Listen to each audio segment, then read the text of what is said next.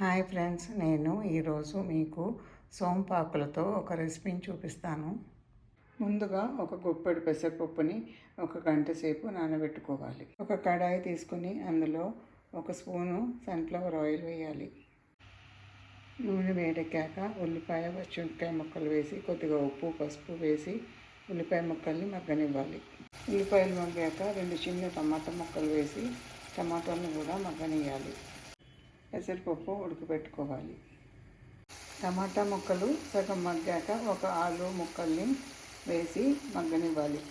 ఆలు కొంచెం మగ్గిన తర్వాత పెసరపప్పు ఉడికిన నీళ్లు కొంచెము ఒక గరిటెడు తీసి అందులో వేయాలి. 6 వెల్లుల్లి రెబ్బల్ని కచ్చాపచ్చాగా దంచి వేయాలి. ఇప్పుడు సోంపాకులని వేయాలి, సన్నగా కట్ చేసి. ఇప్పుడు ఉడికించిన పెసరపప్పు కొద్దిగా నీళ్ళతో సహా ఇందులో వేసి ఇదంతా డ్రై అయ్యే వరకు వేగనివ్వాలి. ఈ రెసిపీని నేను మా నార్త్ ఇండియన్ ఫ్రెండ్ దగ్గర నేర్చుకున్నాను. ఇది చాలా హెల్తీ రెసిపీ, తక్కువ ఆయిల్తో చేస్తాము.